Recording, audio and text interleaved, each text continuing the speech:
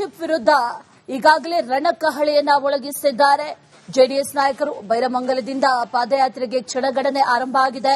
ಕೆಲವೇ ಕ್ಷಣಗಳಲ್ಲಿ ಎಚ್.ಡಿ. ಕುಮಾರಸ್ವಾಮಿ ಹಾಗೆ ಆರ್ ಅಶೋಕ್ ಈ ಪಾದಯಾತ್ರೆಗೆ ಚಾಲನೆಯನ್ನ ನೀಡಲಿದ್ದಾರೆ. ಇವತ್ತು 9 ಕಿಲೋಮೀಟರ್ ಈ ಕಾಲ್ನಡಿಗೆ ಸಾಗಲಿದೆ. ಮಂಗಳವಾರ ವಿಧಾನಸೌಧ ಮುತ್ತಿಗೆಗೆ ದಳಪತಿಗಳು ಈಗ ಪ್ಲಾನ್ ಮಾಡಿಕೊಂಡಿದ್ದಾರೆ ಅನ್ನುವಂತ ಮಾಹಿತಿ. ನಿಖಿಲ್ಗೆ ರಾಜಕೀಯ ಅಸ್ತಿತ್ವವನ್ನ ಕಲ್ಪಿಸೋದಕ್ಕೆ ಈ ಪಾದಯಾತ್ರೆ ಅನ್ನುವಂತಹ ನಿಟ್ಟಿನಲ್ಲಿ ರಾಜಕೀಯವಾಗಿ ಬಣ್ಣ ಪಡ್ಕೊಂಡಿದೆ.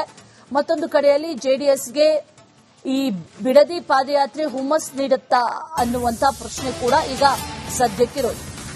ಜೆಡಿಎಸ್ಗೆ ಬಹಳ ಮುಖ್ಯ ಈ ಪಾದಯಾತ್ರೆ. ಆ ನಿಟ್ಟಿನಲ್ಲಿ ಎಲ್ಲಾ ರೀತಿಯ ಸಿದ್ಧತೆಗಳನ್ನ ಕೂಡ ಮಾಡಿಕೊಂಡಿದ್ದಾರೆ ಅನ್ನುವಂತ ಮಾಹಿತಿ. ಬೈರಮಂಗಲ ಟು ಬೆಂಗಳೂರಿಗೆ ಪಾದಯಾತ್ರೆ ಅದರ ಮೊದಲ ದಿನ ಇವತ್ತು 9 ಕಿಲೋಮೀಟರ್ ಪಾದಯಾತ್ರೆಯನ್ನ ನಡೆಸುತ್ತಾರೆ. ಅದಕ್ಕೂ ಆರಂಭಕ್ಕೂ ಮುನ್ನ ಮೊದಲು ಮೈಸೂರಿನಲ್ಲಿ ಪೂಜೆಯನ್ನ ಮಾಡ್ತಾರೆ ಅನ್ನೋ ಮಾಹಿತಿ. ಆ ನಂತರದಲ್ಲಿ ಬೈರಮಂಗಲಕ್ಕಾಗಮಿಸಿ ಬೈರಮಂಗಲದಿಂದ ಈ ಪಾದಯಾತ್ರೆ ಆರಂಭ ಆಗುತ್ತೆ.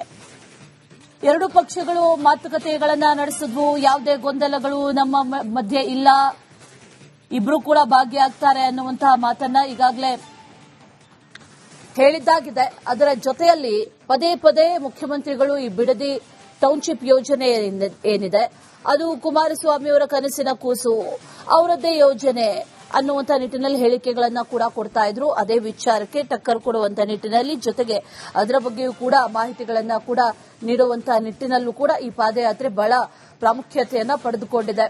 ಈ ಪಾದಯಾತ್ರೆಗೆ ಇನ್ನೇನು ಕ್ಷಣಗಣನೆ ಆರಂಭ ಆಗಿದೆ, ಇನ್ನೇನು ಕೆಲವೇ ಕ್ಷಣಗಳಲ್ಲಿ ಆರಂಭ ಆಗುತ್ತೆ ಅನ್ನುವಂತ ಮಾಹಿತಿ. ಬೈರಮಂಗಲದಲ್ಲಿ ಹೆಜ್ಜೆ ಹೆಜ್ಜೆಗೂ ಪೊಲೀಸರ ಭದ್ರತೆಯನ್ನ ನೀಡಲಾಗಿದೆ.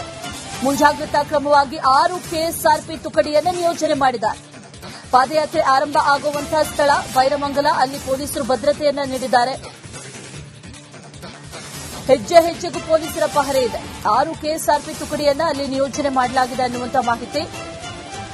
ಯಾವುದೇ ರೀತಿಯ ಅಹಿತಕರ ಘಟನೆಗಳು ನಡೀಬಾರದು ಅನ್ನುವಂತ ನಿಟ್ಟಿನಲ್ಲಿ ಈಗಾಗಲೇ ಪೊಲೀಸ್ ಭದ್ರತೆಯನ್ನ ಕೂಡ ನೀಡಲಾಗಿದೆ. ಡೀಟೇಲ್ಸ್ ಅನ್ನ ಕೊಡ್ತಾರೆ ನಮ್ಮ ಪ್ರತಿನಿಧಿ ಸತ್ತಾರ್ ಹಾಗೆ ರಂಜಿತ್. ಇಬ್ರು ಕೂಡ ನೇರ ಸಂಪರ್ಕದಲ್ಲಿ ಜಾಯಿನ್ ಆಗಿದ್ದಾರೆ. ಮೊದಲಿಗೆ ಸತ್ತಾರ್, ಇವತ್ತು ಈ ಪಾದಯಾತ್ರೆ ಆರಂಭ ಆಗುತ್ತೆ, ಯಾವ ರೀತಿಯಲ್ಲಿ ಸಿದ್ಧತೆಯನ್ನ ಮಾಡಿಕೊಂಡಿದ್ದಾರೆ, ಡೀಟೇಲ್ಸ್ ಏನಿದೆ, ಪೊಲೀಸರ ಭದ್ರತೆ ಆಗಿರಬಹುದು, ಈಗ ಸದ್ಯಕ್ಕೆ ಅಲ್ಲಿ ಸಿದ್ಧತೆ ಯಾವ ರೀತಿಯಾಗಿದೆ, ಡೀಟೇಲ್ಸ್ ಅನ್ನ ಕೊಡೋದಾದ್ರೆ ಸತ್ತಾರ್.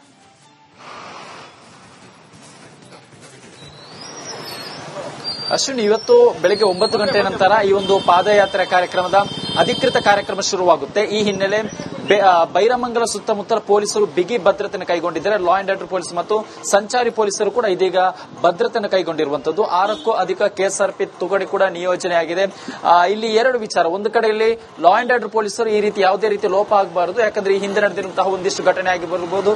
ಇಲ್ಲೇ ಎರಡೂ ಬಣ ಅಂದ್ರೆ ಭೂ ಸ್ವಾಧೀನ ವಿರೋಧಿ ಹಾಗೂ ಭೂ ಸ್ವಾಧೀನ ಪರ ಇರುವಂತಹ ರೈತರು ಅಕ್ಕಪಕ್ಕದಲ್ಲೇ ಇರುವುದರಿಂದ ಯಾವುದೇ ರೀತಿ ಅಹಿತಕರ ಘಟನೆ ಆಗಬಾರದು ಅನ್ನೋ ನಿಟ್ಟಿನಲ್ಲಿ ಕೂಡ ಇದೀಗ ಲಾ ಅಂಡ್ ಆರ್ಡರ್ ಪೊಲೀಸರು ಬಿಗಿ ಭದ್ರತೆಯನ್ನು ಕೈಗೊಂಡಿದ್ದಾರೆ. ಇನ್ನು ಪಾದಯಾತ್ರೆ ಸಂದರ್ಭದಲ್ಲಿ ಸಂಚಾರ ದಟ್ಟಣೆ ಉಂಟಾಗಿ ಇತರರಿಗೆ ತೊಂದರೆ ಆಗಬಾರದು ಅನ್ನೋ ನಿಟ್ಟಿನಲ್ಲಿ ಕೂಡ ಟ್ರಾಫಿಕ್ ಪೊಲೀಸರು ಕೂಡ ಇದೀಗ ದೊಡ್ಡ ಮಟ್ಟದಲ್ಲಿ ನಿಯೋಜನೆಗೊಂಡಿರುವಂತದ್ದು. ಯಾವುದೇ ರೀತಿ ಟ್ರಾಫಿಕ್ ಆಗದಂತೆ ಕೂಡ ಕ್ರಮವನ್ನು ಕೈಗೊಳ್ತಾ ಇದ್ದಾರೆ. ಇವತ್ತು ಬೆಳಗ್ಗೆ ಕಾರ್ಯಕ್ರಮಕ್ಕೆ, ಈ ಒಂದು ಪಾದಯಾತ್ರೆ ಕಾರ್ಯಕ್ರಮಕ್ಕೆ ಕುಮಾರಸ್ವಾಮಿ ಹಾಗೂ ಅಶೋಕ್ ಅವರು ಚಾಲನೆ ಕೊಟ್ಟ ನಂತರ ಇಲ್ಲಿಂದ 8 ರಿಂದ 9 ಕಿಲೋಮೀಟರ್ ಪಾದಯಾತ್ರೆ ಹೋಗುತ್ತೆ. ಆ ಪಾದಯಾತ್ರೆ ಸಾಗಿದ ನಂತರ ಇವತ್ತು ಅವರು ಬಿಡದಿಯಲ್ಲಿ ಸ್ಟೇ ಆಗಿ ನಾಳೆ ಸರಿಸುಮಾರು 15 ಕಿಲೋಮೀಟರ್ ಪಾದಯಾತ್ರೆಗೆ ಪ್ಲಾನ್ ಮಾಡಿಕೊಂಡಿರುವಂತದ್ದು. ಪಾದಯಾತ್ರೆ ನಡೆಯುವಂತಹ ದಾರಿಯುದ್ದ ರೈಟ್ ಸತಾರ್ ಹಾಗೆ ಸಂಪರ್ಕದಲ್ಲಿ ಎಚ್.ಡಿ. ಕುಮಾರಸ್ವಾಮಿ ಅವರು ಈಗ ಮೈಸೂರಿಗೆ ಆಗಮಿಸಿದ್ದಾರೆ. ಮೈಸೂರಿನಲ್ಲಿ ಚಾಮುಂಡೇಶ್ವರಿ ತಾಯಿಗೆ ವಿಶೇಷ ಪೂಜೆಯನ್ನ ಸಲ್ಲಿಕೆ ಮಾಡಲಿದ್ದಾರೆ. ಆ ವಿಶೇಷ ಪೂಜೆ ಸಲ್ಲಿಕೆ ಆದ ನಂತರ ಬಿಡದಿಯಲ್ಲಿ ನಡೆಯುವಂತಹ, ಅದರಲ್ಲೂ ಬೈರಮಂಗಲದಲ್ಲಿ ಆರಂಭ ಆಗ್ತಾ ಇರುವಂತಹ ಪಾದಯಾತ್ರೆಗೆ ಚಾಲನೆಯನ್ನ ನೀಡಲಿದ್ದಾರೆ.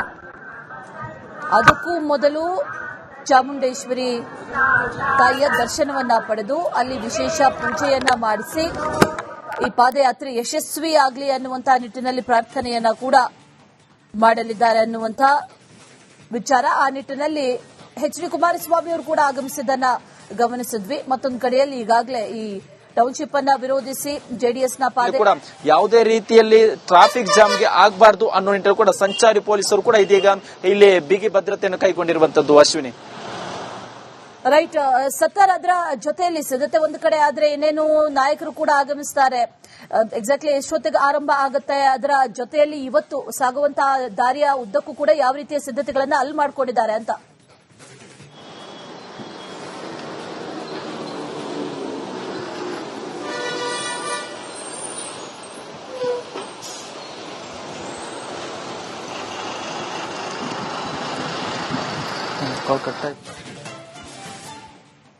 ಆಲ್ ರೈಟ್, ಸಂಪರ್ಕ ಕಡಿತಗೊಂಡಿದೆ. ಡೀಟೇಲ್ಸ್ ಅನ್ನ ಕೊಡ್ತಾ ಇದ್ರು ನಮ್ಮ ಪ್ರತಿನಿಧಿ. ಯಾವ ರೀತಿ ಸಿದ್ಧತೆಗಳನ್ನ ಮಾಡಿಕೊಂಡಿದ್ದಾರೆ, 6 ಕೆಎಸ್ಆರ್ಪಿ ತುಕಡಿಗಳನ್ನ ನಿಯೋಜನೆ ಮಾಡಿಕೊಳ್ಳಲಾಗಿದೆ. ಒಂದು ಕಡೆ ಪರವಾಗಿ ಇರುವಂತಹ ರೈತರು ಕೂಡ ಅನೇಕರು ಇರೋದ್ರಿಂದ ಈ ಪರ ವಿರೋಧದ ಮಧ್ಯೆ ಯಾವುದೇ ರೀತಿಯ ಸಂಘರ್ಷಗಳು ಆಗಬಾರದು ಅನ್ನುವಂತಹ ನಿಟ್ಟಿನಲ್ಲಿ ಈಗ ಅಲ್ಲೂ ಕೂಡ ಭದ್ರತೆಯನ್ನು ಹೆಚ್ಚಿಸಲಾಗಿದೆ. ಒಂದು ಕಡೆ ಬೈರಮಂಗಲದಲ್ಲಿ, ಮತ್ತೊಂದು ಕಡೆಯಲ್ಲಿ ಈಗ ಮೈಸೂರಿಗೆ ಡಿಕೆ ಶಿವಕುಮಾರ್, ಈಗ ಎಚ್.ಡಿ. ಕುಮಾರಸ್ವಾಮಿ ಅವರು ಈಗಾಗಲೇ ಆಗಮಿಸಿ ಅಲ್ಲೇ ಸ್ಟೇ ಆಗಿದ್ರು. ಇವತ್ತು ಬೆಳಗ್ಗೆ ಪೂಜೆಯನ್ನ ನೆರವೇರಿಸಲಿದ್ದಾರೆ ಅನ್ನುವಂತಹ ಮಾಹಿತಿ. ಹಾಗಾಗಿ ಮೈಸೂರಿನ ಚಾಮುಂಡೇಶ್ವರಿ ತಾಯಿಯ ದರ್ಶನವನ್ನ ಪಡೆಯುವಂತಹ ನಿಟ್ಟಿನಲ್ಲಿ ಎಚ್.ಡಿ. ಕುಮಾರಸ್ವಾಮಿ ಅವರು ಆಗಮಿಸಿದ್ದಾರೆ. ವಿಶೇಷ ಪೂಜೆಯನ್ನ ಸಲ್ಲಿಕೆ ಮಾಡಲಿದ್ದಾರೆ. ಅದಾದ ನಂತರದಲ್ಲಿ ಬೈರಮಂಗಲಕ್ಕೆ ತೆರಳಿದ್ದಾರೆ. ಬೈರಮಂಗಲಕ್ಕೆ ತೆರಳಿ ಜೆಡಿಎಸ್ ನಾಯಕರು ಈ ಅದ್ದೂರಿ ಪಾದಯಾತ್ರೆ ನಡೀತಾ ಇದೆ, ಅದಕ್ಕೆ ಚಾಲನೆಯನ್ನ ಕೂಡ ನೀಡಲಿದ್ದಾರೆ. ಎಲ್ಲ ರೀತಿಯ ಸಿದ್ಧತೆಗಳನ್ನ ಈಗಾಗಲೇ ಮಾಡಿಕೊಳ್ಳಲಾಗಿದೆ. ಬಿಜೆಪಿ ನಾಯಕರು ಸಾಂಕೇತಿಕವಾಗಿ ಪಾಲ್ಗೊಳ್ಳುತ್ತಾರೆ ಅನ್ನುವಂತ ಮಾಹಿತಿ. ಇಬ್ರು ಕೂಡ ಒಂದಾಗಿ ಹೋರಾಟ ಮಾಡೋದಕ್ಕೆ ಈಗ ತೀರ್ಮಾನವನ್ನ ನಡೆಸಿದ್ದಾಗಿದೆ. ಡೀಟೇಲ್ಸ್ ಅನ್ನ ಕೊಡ್ತಾ ಇದ್ರು ನಮ್ಮ ಪ್ರತಿನಿಧಿ ಸತ್ತಾರ್. ಭದ್ರತೆ ಹೇಗಿದೆ, ಅಲ್ಲಿ ಸಿದ್ಧತೆ ಹೇಗಿದೆ ಅನ್ನೋದನ್ನ ಹೇಳ್ತಾ ಇದ್ರು ಸತ್ತಾರ್. ಅದರ ಜೊತೆಯಲ್ಲಿ ಈಗ ಬೈರಮಂಗಲದಲ್ಲಿ ಎಲ್ಲಾ ರೀತಿಯ ಸಿದ್ಧತೆಗಳನ್ನ ಮಾಡಿಕೊಂಡಿದ್ದಾಗಿದೆ. ಇವತ್ತು 8 ರಿಂದ 9 ಕಿಲೋಮೀಟರ್ ಪಾದಯಾತ್ರೆ. ಆ ದಾರಿಯ ಉದ್ದಕ್ಕೂ ಕೂಡ ಯಾವ ರೀತಿಯ ಸಿದ್ಧತೆಗಳು, ಎಷ್ಟು ಜನ ಪಾಲ್ಗೊಳ್ಳಬಹುದು, ಅದರ ಜೊತೆಯಲ್ಲಿ ಪರವಾದಂತ ಚರ್ಚೆಯೂ ಕೂಡ ಇರೋದ್ರಿಂದ ಆ ನಿಟ್ಟಿನಲ್ಲಿ ಅವರು ಏನಾದ್ರೂ ಹೋರಾಟವನ್ನ ಮಾಡೋದು ಅಥವಾ ಅದೇ ರಸ್ತೆಯಲ್ಲಿ ಏನಾದ್ರೂ ಹೋರಾಟಗಳನ್ನ ನಡೆಸೋದು, ಇಂಥದ್ದೇನಾದ್ರೂ ಸೂಚನೆಗಳಿದೆಯಾ?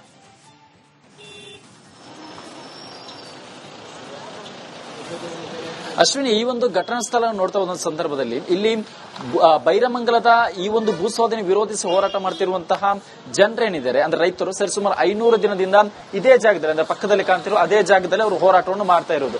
ಅಲ್ಲಿಂದ 50 ಮೀಟರ್ ಅಂತರದಲ್ಲಿ ಭೂಸ್ವಾಧೀನ ಪರ ಇರುವಂತಹ ರೈತರಿದ್ದಾರೆ.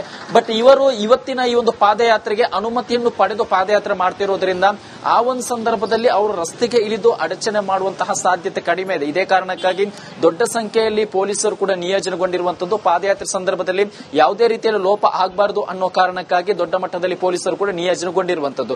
ಬಟ್ ಇವರಿಗೆ ಆಂತರಿಕವಾಗಿ ಇವರು ಕೂಡ ಒಂದಿಷ್ಟು ಮಾಹಿತಿಯನ್ನು ಕಲೆ ಹಾಕಿರ್ತಾರೆ. ಏನಾದರೂ ಈ ರೀತಿಯಲ್ಲಿ ಇವರ ಪಾದಯಾತ್ರೆಗೆ ಪ್ರತಿರೋಧವಾಗಿ ಏನಾದರೂ ಹೋರಾಟ ಆಗಬಹುದು ಅನ್ನೋ ನಿಟ್ಟಿನಲ್ಲೂ ಕೂಡ ಆಂತರಿಕವಾಗಿ ಪೊಲೀಸರು ಕೂಡ ಇನ್ಫಾರ್ಮೇಶನ್ ಇರುತ್ತೆ. ಬಟ್ ಸದ್ಯಕ್ಕೆ ಇರುವಂತಹ ಮಾಹಿತಿ ಪ್ರಕಾರ ಆ ರೀತಿಯ ಯಾವುದೇ ರೀತಿಯ ಸನ್ನಿವೇಶ ಇಲ್ಲಿ ಕಂಡು ಬರ್ತಾ ಇಲ್ಲ. ಆದ್ರೂ ಕೂಡ ಮುಂಜಾಗ್ರತಾ ಕ್ರಮವಾಗಿ ಇಲ್ಲಿ ಪೊಲೀಸರು ಹೆಚ್ಚಿನ ಸಂಖ್ಯೆಯಲ್ಲಿ ನಿಯೋಜನೆಗೊಂಡಿದ್ದಾರೆ. ಮತ್ತೊಂದು ವಿಚಾರ, ಈ ಭೂಸ್ವಾಧೀನ ಪರ ಇರುವವರು ಅಂದ್ರೆ ಯಾವುದೇ ಒಂದು ಹೊರ ಜಿಲ್ಲೆಯಿಂದ ರೈತರು ಬಂದಂತಹ ಸಂದರ್ಭದಲ್ಲಿ ಅವರಿಗೆ ಮೊದಲು ಎದುರಾಗುವುದು ಈ ಭೂಸ್ವಾಧೀನ ಪರ ಇರುವಂತಹ ರೈತರು. ಈ ಹಿಂದೆ ಅವರನ್ನು ದಾರಿ ಮಧ್ಯೆ ತಡೆಯುವಂತಹ ಒಂದು ಕೆಲಸ ಆಗಿತ್ತು. ಹೊರ ರಾಜ್ಯದ ಯಾವುದೇ ರೈತರು ಕೂಡ ಬಿಡದಿಯಲ್ಲಿ ಬಂದು ಹೋರಾಟ ಮಾಡಬಾರದು ಅನ್ನೋ ನಿಟ್ಟಿನಲ್ಲಿ ಕೂಡ ಅವರನ್ನು ತಡೆಯುವಂತಹ ಕೆಲಸ ಆಗಿತ್ತು, ಅವರನ್ನು ಪ್ರಶ್ನೆ ಮಾಡುವಂತಹ ಕೆಲಸ ಆಗಿತ್ತು. ಆ ಒಂದು ಸಂದರ್ಭದಲ್ಲಿ ವಾಗ್ವಾದ ಕೂಡ ಉಂಟಾಗಿತ್ತು. ಇದೇ ಕಾರಣಕ್ಕಾಗಿ ಇವತ್ತಿನ ಪಾದಯಾತ್ರೆಗೆ ಹೊರ ಜಿಲ್ಲೆಯಿಂದಲೂ ಕೂಡ ದೊಡ್ಡ ಮಟ್ಟದಲ್ಲಿ ರೈತರು ಬಂದು ಸಪೋರ್ಟ್ ಮಾಡುವಂತಹ ಸಾಧ್ಯತೆ ಇದೆ. ಈ ಹಿನ್ನೆಲೆ ಹೊರ ಜಿಲ್ಲೆಯಿಂದ ಬಂದಂತಹ ರೈತರಿಗೆ ಯಾವುದೇ ರೀತಿಯಲ್ಲಿ ಪ್ರತಿರೋಧ ಒಡ್ಡಬಾರದು, ಅವರನ್ನು ತಡೆಯುವಂತಹ ಕೆಲಸ ಆಗಬಾರದು ಅನ್ನೋ ನಿಟ್ಟಿನಲ್ಲೂ ಕೂಡ ಇವತ್ತು ಪೊಲೀಸರು ಕೂಡ ಇಲ್ಲಿ ನಿಯೋಜನೆಗೊಂಡಿದ್ದಾರೆ. ಮತ್ತೊಂದು ವಿಚಾರ ಅಂದ್ರೆ ಈ ಹಿಂದೆ ಎಲ್ಲೆಲ್ಲಿ ಘಟನೆ ಆಗಿತ್ತು, ಅಧಿಕಾರಿಗಳ ಮೇಲೆ ಹಲ್ಲೆ ಆಗಿರಬಹುದು ಅಥವಾ ಹೊರ ಜಿಲ್ಲೆಯವರ ರೈತರನ್ನು ತಡೆಯುವಂತಹ ಕೆಲಸ ಆಗಿತ್ತು, ಅದೇ ಜಾಗದಲ್ಲಿ ಇದೀಗ ಹೆಚ್ಚುವರಿ ಪೊಲೀಸರು ಕೂಡ ನಿಯೋಜನೆಗೊಂಡಿರುವಂತದ್ದು. Ashwini. Right Sattar, thank you ಡೀಟೇಲ್ಸ್ಗೆ. ಹಾಗೆ ರಂಜಿತ್ ಕೂಡ ನಮ್ಮ ಜೊತೆ ಸಂಪರ್ಕದಲ್ಲಿದ್ದಾರೆ.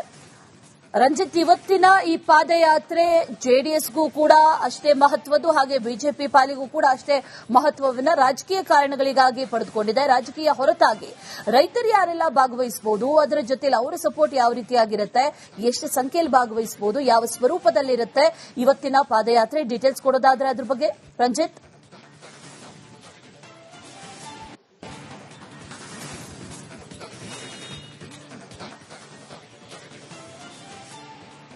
ಖಂಡಿತ ಅಶ್ವಿನಿ, ನೋಡಿ ನೀವ್ ಹೇಳ್ದಂಗೆ ಇದು ರಾಜಕೀಯ ಸ್ವರೂಪವನ್ನ ಪಡೆದುಕೊಂಡಾಗಿದೆ. ಇದು ಜಿದ್ದಿಗೆ ಬಿದ್ದಂಗೆ ಕಾಣಿಸ್ತಾ ಇದೆ. ಡಿ.ಕೆ. ಶಿವಕುಮಾರ್ ಅವರು ಮಾಡೇ ಮಾಡ್ತೀನಿ ಅಂತೇಳಿ ಹೊರಟಿದ್ದಾರೆ. ಈಗ ಪರಿಶೀಲನಾ ಸಮಿತಿಯನ್ನು ಕೂಡ ಪರಿಶೀಲನಾ ಸಮಿತಿ ಕೂಡ ಆಕ್ಟಿವ್ ಆಗಿದೆ. ಇದರ ಹೊರತಾಗಿ ಕುಮಾರಸ್ವಾಮಿ ಅವರು ಮೊದಲು ಆರಂಭದಲ್ಲಿ ಅವರೇ ತಂದಿದ್ರು ಕೂಡ ಅದಾದ ನಂತರ ರೆಡ್ ಝೋನ್ ಮಾಡಿದ್ರು. ಈಗ ಅದನ್ನ ವಿರೋಧ ಮಾಡ್ತಾ ಇದ್ದಾರೆ. ಇದು ರಾಜಕೀಯ ಅನ್ನೋದು ಕಾಂಗ್ರೆಸ್ನವರ ಆರೋಪ ಆಗಿದೆ. ಬಿಜೆಪಿ ಅವರು ಜೆಡಿಎಸ್ಗೆ ನೈತಿಕ ಬೆಂಬಲವನ್ನ ತುಂಬುತ್ತಿದ್ದಾರೆ. ಆ ನಿಟ್ಟಿನಲ್ಲೇ ಇವತ್ತಿನ ಕಾರ್ಯಕ್ರಮದಲ್ಲಿ ಅವರು ಭಾಗಿಯಾಗ್ತಾ ಇದ್ದಾರೆ. ನೀವು ಹೇಳಿದಾಗ ಇವತ್ತೊಂದು ಸುಮಾರು 5,000ದಿಂದ 6,000 ರೈತರು ಇಲ್ಲಿ ಸೇರುವಂತ ಸಾಧ್ಯತೆ ಇದೆ. ಇಲ್ಲಿಂದ ಸುಮಾರು 9 ಕಿಲೋಮೀಟರ್ ವರೆಗೂ ಕೂಡ ಹೋಗಿ ಇವತ್ತಲ್ಲಿ ಸ್ಟೇ ಆಗ್ತಾರೆ. ಅದಾದ ನಂತರ ಸುಮಾರು 40 ಕಿಲೋಮೀಟರ್ ಫ್ರೀಡಂ ಪಾರ್ಕ್, ಒಟ್ಟು 3 ದಿನ ಫ್ರೀಡಂ ಪಾರ್ಕ್ ಅನ್ನ ತಲುಪ್ತಾರೆ. ಆ ಮೂಲಕ ನಮ್ಮ ಭೂಮಿ ನಮ್ಮ ಹಕ್ಕು, ನಾವಿದನ್ನ ಯಾರಿಗೂ ಕೂಡ ಭೂಸ್ವಾಧೀನಕ್ಕಾಗ್ಲಿ ಟೌನ್ಶಿಪ್ಗಾಗಿ ಕೊಡೋದಿಲ್ಲ ಅನ್ನೋದು ಅವರ ಮಾತಾಗಿದೆ.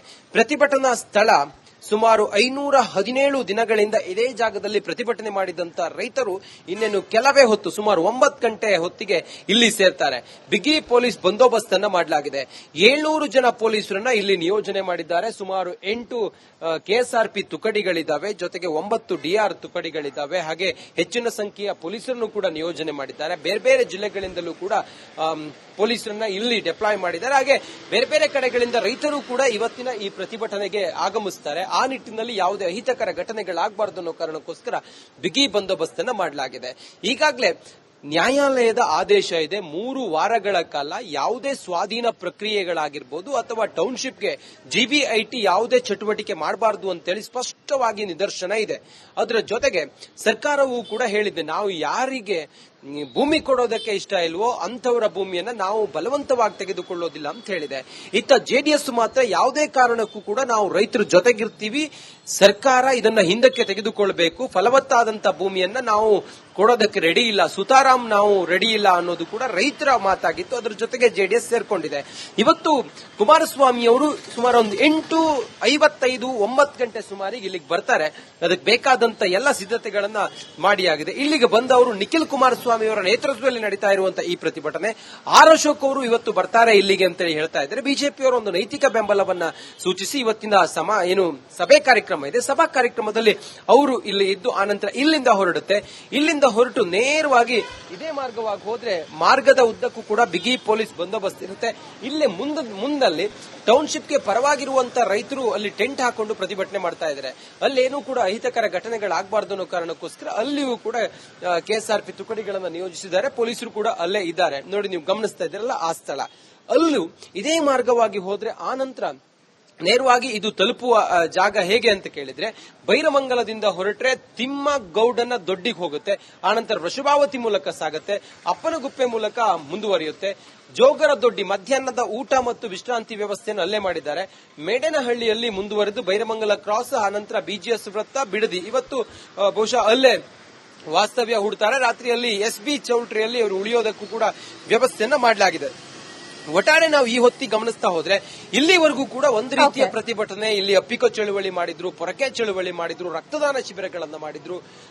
ಹೇಗೆ ಸರ್ಕಾರವನ್ನ ಎಚ್ಚರಿಸೋದಕ್ಕೆ ಅಥವಾ ವಿರೋಧವನ್ನ ತೋರ್ಪಡಿಸಿ ನಾವು ಕೊಡೋದಿಲ್ಲ ಅನ್ನುವಂತ ಸಂದೇಶವನ್ನ ಸಾರೋದಕ್ಕೆ ನಾನಾ ರೀತಿಯಲ್ಲಿ ಇಲ್ಲಿ ಪ್ರತಿಭಟನೆ ಮಾಡಿದಂತ ರೈತರು ಇವತ್ತು ಜೆಡಿಎಸ್ ಪಕ್ಷದ ನಾಯಕರುಗಳ ಜೊತೆಯಾಗಿ ಅಂದ್ರೆ ನಿಖಿಲ್ ಕುಮಾರಸ್ವಾಮಿ ಸೇರಿದಂತೆ ಸ್ಥಳೀಯ ಮುಖಂಡರ ಜೊತೆಯಾಗಿ ಪಾದಯಾತ್ರೆಯ ಮೂಲಕ ಬೆಂಗಳೂರಿನವರೆಗೆ 45 ಕಿಲೋಮೀಟರ್ ಫ್ರೀಡಂ ಪಾರ್ಕ್ನವರೆಗೂ ಕೂಡ ಹೋಗಿ ಅಲ್ಲಿ ತಮ್ಮ ಪ್ರತಿಭಟನೆಯನ್ನ ಮಾಡಿ ಯಾವುದೇ ಕಾರಣಕ್ಕೂ ಇದನ್ನ ನೀವು ಮಾಡಲೇಬಾರದು, ಮಾಡ್ಲಿಕ್ಕೆ ನಾವು ಬಿಡೋದಿಲ್ಲ, ನಮ್ಮ ಜಮೀನನ್ನು ಕೂಡ ನಾವು ಕೊಡೋದಿಲ್ಲ, ಫಲವತ್ತಾದ ಭೂಮಿ ನಮ್ಮ ಕೃಷಿಗೆ ನಾವು ಯೋಗ್ಯವಾದಂತ ಭೂಮಿಯನ್ನ ಟೌನ್ಶಿಪ್ಗೆ ನಾವು ಕೊಡೋದಿಲ್ಲ, ಬೆಂಗಳೂರಿಗೆ ನೀವು ಪರ್ಯಾಯವಾಗಿ ಇನ್ನೊಂದು ನಗರ ಅಥವಾ ಅಲ್ಲಿ ಉದ್ಯೋಗ ವಸತಿ ಜೊತೆಗೆ ಸಂಚಾರ ಮತ್ತೊಂದು ಏನೇ ನೀವು ವ್ಯವಸ್ಥೆ ಮಾಡೋದಾದ್ರೂ ಕೂಡ ಬಿಡದಿ ಅಂತಹ ಫಲವತ್ತಾದಂತಹ ಜಮೀನನ್ನ ಬಿಟ್ಟು ಬೇರೆಲ್ಲೂ ಬೇಕಾದ್ರೂ ಮಾಡಿ ಅನ್ನೋದು ಇವರು ವಾದವಾಗಿದೆ. ಸದ್ಯಕ್ಕೆ ಇವತ್ತಿನ ಈ ಹೋರಾಟ ನಾನಾ ಸಂದೇಶವನ್ನ ಸರ್ಕಾರಕ್ಕೆ ರವಾನಿಸ್ತಾ ಇದೆ. ಬಹುಶಃ ಮುಂದೆ ಇನ್ನೊಂದು ವರ್ಷಗಳಲ್ಲಿ ಚುನಾವಣೆ ಬರೋದ್ರಿಂದಾಗಿ ಸರ್ಕಾರವು ಕೂಡ ಬಹಳ ಎಚ್ಚರಿಕೆ ನಡೆಯನ್ನ ಇಡುತ್ತೆ ಅನ್ನೋದು ಕೂಡ ಈ ಹೊತ್ತಿಗೆ ಕಂಡು ಬರ್ತಾ ಇರುವಂತಹ ಸನ್ನಿವೇಶಗಳು. ಸದ್ಯ ಇದು ಮುಂದೆ ಯಾವ ಸ್ವರೂಪವನ್ನ ಪಡೆಯುತ್ತೆ, ಸುಮಾರು ಒಂದು 5,000 to 6,000 ಜನ ಒಂದೇ ಮಾರ್ಗವಾಗಿ ಏಕವಾಗಿ ನಡೆದುಕೊಂಡು ಹೋದ್ರೆ ಅದು ಯಾವ ರೀತಿಯಾಗಿ ಟ್ರಾಫಿಕ್ ಆಗಬಹುದು, ಮತ್ತೊಂದು ಎಲ್ಲವೂ ಕೂಡ ಹೀಗಿರುವ ಒಂದಿಷ್ಟು ಚಾಲೆಂಜ್ಗಳು, ಅದನ್ನ ಇಲ್ಲಿರುವಂತಹ ಪೊಲೀಸರು ಹೇಗೆ ನಿಭಾಯಿಸ್ತಾರೆ, ಮತ್ತೆ ಯಾವ ಕಡೆಗಳಿಂದ ರೈತರು ಇಲ್ಲಿ ಬಂದು ಇನ್ನೇನು ಕೆಲವೇ ಹೊತ್ತಿನಲ್ಲಿ ಸೇರ್ತಾರೆ, ಇದೆಲ್ಲವನ್ನ ನಾವು ಎದುರು ನೋಡ್ತಾ ಇದೀವಿ. ರಿಪಬ್ಲಿಕ್ ಕನ್ನಡದ ಅತಿ ದೊಡ್ಡ ತಂಡ ಗ್ರೌಂಡ್ ರಿಪೋರ್ಟ್ ಅನ್ನ ನಿಮ್ಮ ಮುಂದೆ ತೆರೆದಿಡ್ತಾ ಇದೆ ಇವತ್ತು ಸಂಪೂರ್ಣವಾಗಿ. All right Ranjith, thank you so much ಡೀಟೇಲ್ಸ್ಗೆ.